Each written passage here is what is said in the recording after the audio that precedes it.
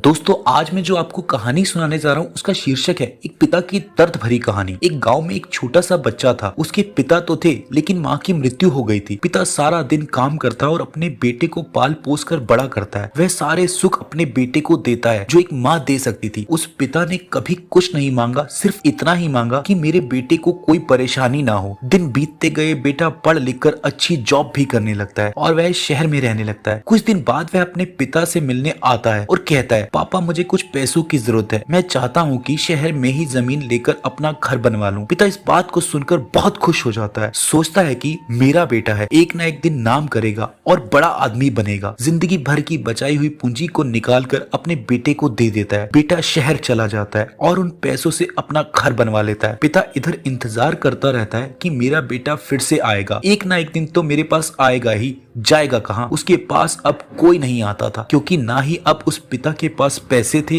और ना ही रहने की जगह थी। कुछ दिन बाद बेटा फिर लौट कर आता है और अपने पिता से कहता है, पापा अब आप दादाजी बनने वाले हो। पिता को बहुत खुशी होती है। इस बात को सुनकर वह कहता है, तो मुझे मेरी बहू और पोते से कब मिलवाएगा? बेटा कहता है, बस पापा थोड़े दिन और। पापा मुझे कुछ पैसों की जरूरत है क्योंकि आजकल थोड़ी जॉब में खिचपिच हो रही है जिसके कारण से मुझे कुछ दिन के लिए सस्पेंड कर दिया गया है। पिता के पास कुछ नहीं था देने के लिए लेकिन फिर भी कहता है, अच्छा बेटा तो रुक, मैं अभी आया। कुछ पैसों का बंदोबस्त करके पिता गांव के महाजन से कुछ पैसे उधार लेकर अपने बेटे को दे देता है और बेटा पैसे लेकर शहर चला जाता है। परसों गुजर जाते हैं। पिता सोचता है कि मैं तो अब दादाजी बन गया हूँगा, मेरा बेटा पता नहीं मेरे नाती को लेकर कब आएगा। फिर सोचने लगता है समय नहीं मिलता होगा इसलिए मेरा बेटा अभी तक आया नहीं, वरना आया जरूर होता। तब तक महाजन 2-3 आदमियों को लेकर उस पिता के घर पर आता है और कहता है कि आपके वादे के मुताबिक मैं पूरे 3 महीने बाद आया हूँ, अपने पैसे ले जाने। पिता कहता है, मेरे पास पैसे नहीं है देने के लिए। महाजन कहता है, जब पैसे देने नहीं थे तो आपने मुझसे उधार क्यों लिया? तभी पिता कहता है, ठीक है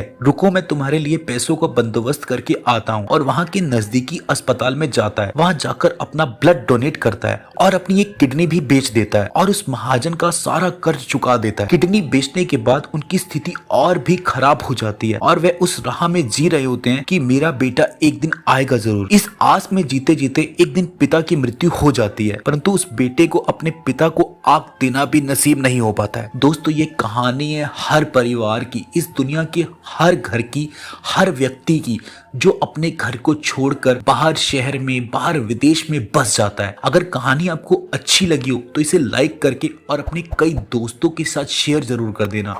और इसी तरह की और कहानियां सुनने के लिए आप हमारे चैनल को सब्सक्राइब करके साथ में लगे बेल आइकन को जरूर दबा लें।